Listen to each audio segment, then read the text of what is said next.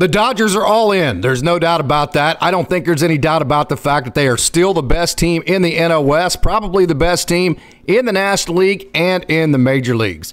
What did you think about the Korea series? Did you like what you saw? Let's talk about it.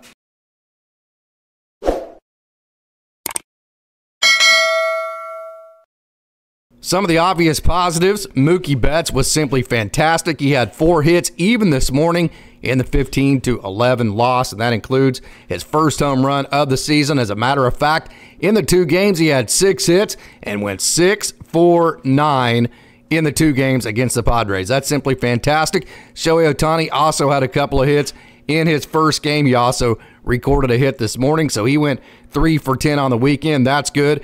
Freddie Freeman, hey, the Dodgers were able to win the first game, even though he did not get a hit, but he did walk twice. So he got on base a couple of times and then got him a base knock, his first base knock of the season in Game 2 this morning in the 15-11 loss. How about James Outman? What do you think about him? Hey, James is a guy who has been in the 30% range of strikeouts. One of the adjustments that we've all said that he probably needs to get that strikeout rate down around 25%. James Outman did not record any hits in these 2 games in Korea, but he also didn't strike out at all in either game, and he drew 2 walks in the first game and then a walk in the second game. So he was on base 3 times, and we saw him go first to third. We saw him go from second to home on a base hit to left field.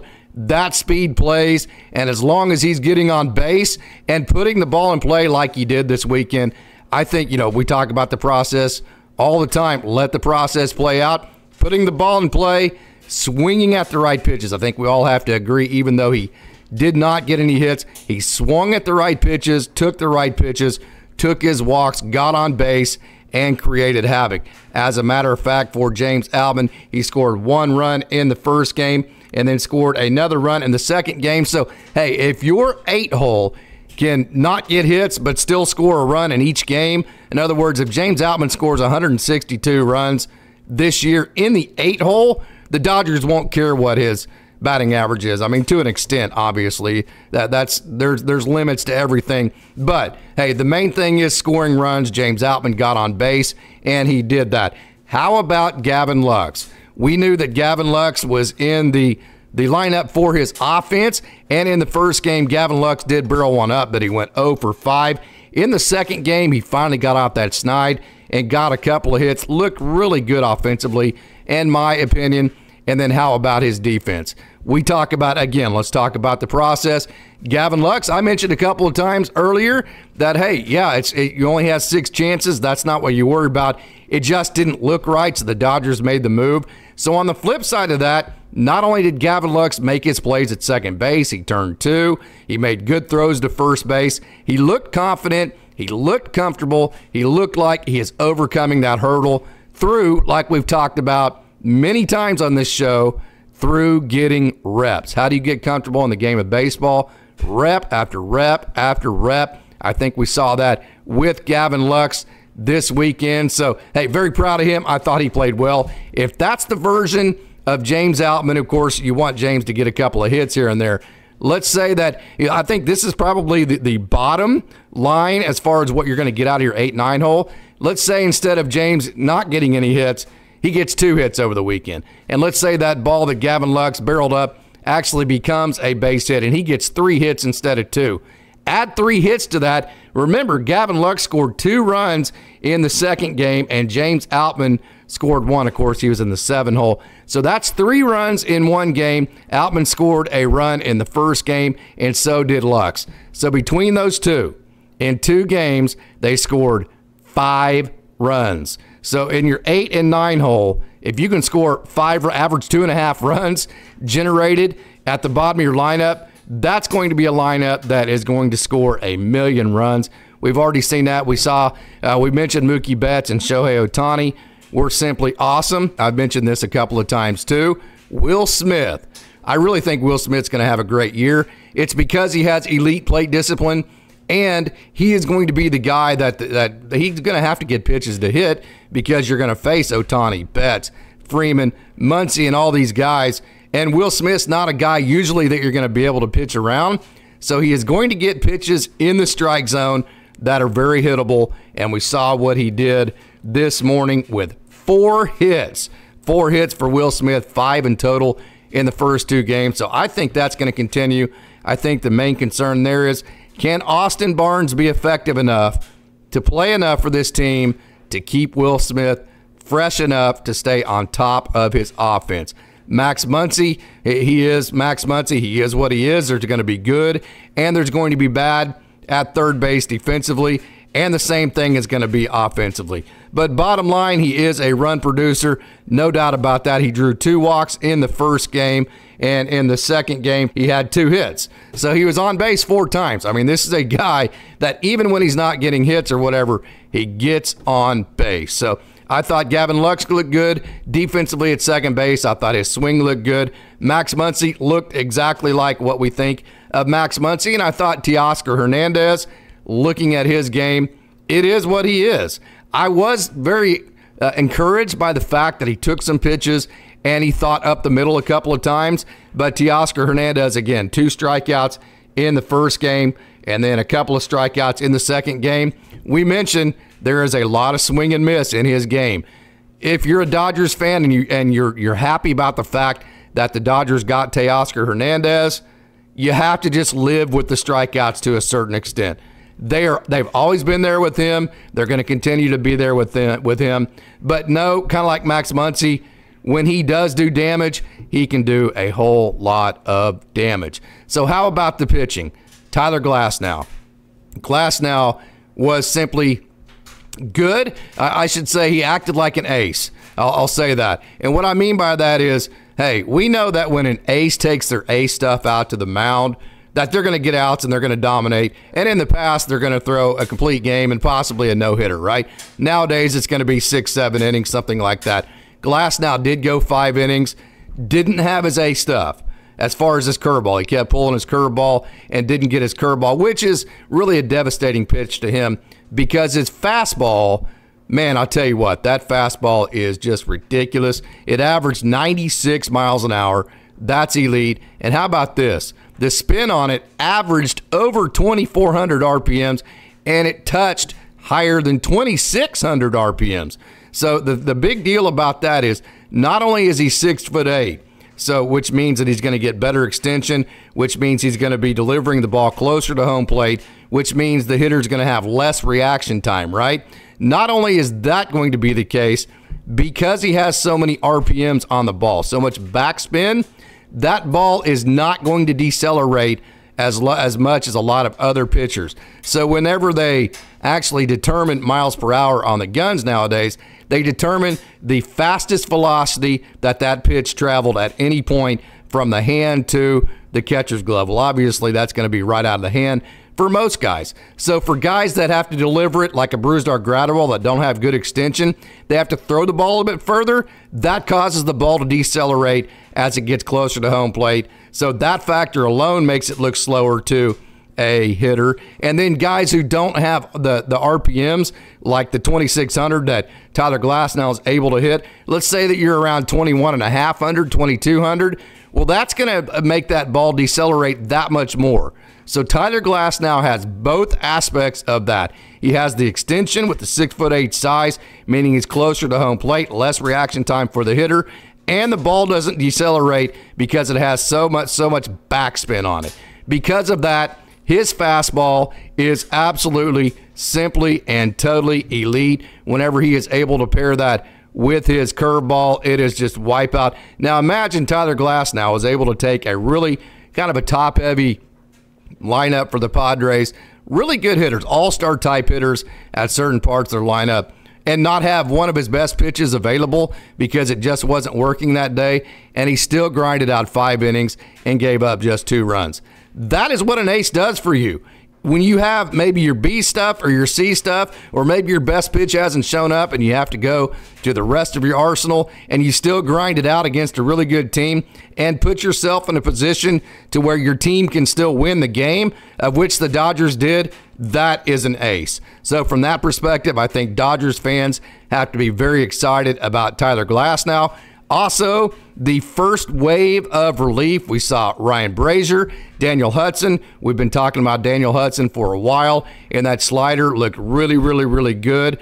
Joe Kelly, obviously, and his nasty stuff. How about the 3 pitches in a row that Joe Kelly got outs on consecutive pitches, 1, 2, 3 in a row? That was really cool to watch. And Evan Phillips, they listed that thing as a sweeper, had over 40 inches of vertical break on his, what they were calling a sweeper. It's a slider, call it what you want. But when you have 40 inches of depth, over 40 inches of depth to that pitch, that is not a sweeper. That's a slider. So that first wave of bullpen arms for the Dodgers was very good. So how about game 2? Yamamoto. Yoshinobu Yamamoto. I've said a couple of times, the one thing I'm probably the most interested in, I don't want to say concerned because I have not. I've said this a couple of times now. Haven't watched him pitch enough to be concerned about anything. I know the Dodgers pitching staff. I know the people that work with these guys, evaluate them, scout them. If they signed off on this guy, that's all I need to know. So the word concern has not even entered my mind. Curious, interested. My comment on him has been, does he rely on hitters to chase the zone? We know his pitches, his arsenal has a ton of movement to it, right? So it looks here, then it drops there, it moves here, moves there, and then a hitter can't figure out where that ball is actually going to land when it finishes. So you get a lot of swing and miss on pitches that look like they're going to be strikes, but then break out of the zone. So what happens when major league hitters start identifying tunnel points and spin, and identifying after they get a book on him which tunnel points and which spin points actually create balls and strikes for him, and they start not swinging at the balls that end up out of the zone? What happens if he doesn't get the swing and miss out of the zone? Is his in zone stuff that he's going to have to challenge major league hitters with, is it good enough to get by barrels at the major league level? Now, I understand that he gave up the 4 runs. I understand that he's struggled in his last couple of outings total, and there could be, if you wanted to, some room for concern there. It's still early. There's a lot of adjustments to make. So as far as Yoshinobu Yamamoto goes, it's a wait and see on him, definitely, but you still have to trust the fact that the Dodgers signed off on him for 12 years. You have to trust the fact that he's been one of the best pitchers in a great league for a long, long time. You have to trust the fact, too, that not only is he adjusting to a new team, a new league, a new set of expectations, of which you can tell just by the way he pitches, he really, really wants to please everybody. That actually is a concern to him and a thought process to him, at least from what I can see with his mannerisms. And then you stack on top of that the difficulty of going to Korea and being in front of an Asian crowd. It would be easy to see why he's not comfortable and not pitching comfortably. And this is why in the playoffs you like those guys with high riding 4 seams with lots of RPMs that can just rear back and just throw the crap out of it. Because when you have to rely on execution and you're a little bit nervous, or you're a little bit too amped up, or you're a little bit uptight, it makes it harder to execute. So the guys that can just rear back and throw it as straight as they possibly can, right down the middle to the top of the zone and still get swing and miss, those are the guys that have margin for error and usually are the ones that get more comfortable in those types of settings. So if there's any uptightness or uncomfortableness to Yoshinobu Yamamoto, a pitcher that relies on movement, then yeah, that's going to affect performance. So I think definitely it is no worries at this point. The Dodgers coaching staff, they know what they're doing. It's the best lab, in my opinion, in baseball, in the world. So, hey, let's move on and let's go forward from there. As far as the bullpen in Game 2, Michael Grove, if he would have had just the 1 inning outing like all the pitchers in the first day had, he would have been fine. It's the second inning that got him. Gave up a little bit of weak contact early in the inning, and then hung a couple of pitches later, gave up 4 runs. That was tough to watch. We've talked about Michael Grove.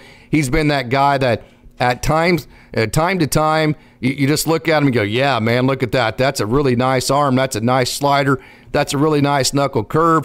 That's a good fastball that can hit 98. that's really nice. And other times you're just like, oh, wow, man, and we just gave up 4 runs. What just happened right there? So it's just that roller coaster for Michael Grove. And then Kyle Hurd, I thought he looked really good. He pulled a couple. I thought it was interesting that in his last outing, he was a fastball change guy. If you watch the high velo, he even mentioned the best combo for him was fastball change. I found it interesting that the first pitch that was called was a slider. He pulled it, and I think that kind of got him jarred a little bit. And from that aspect, I think he was not comfortable for a couple of pitches.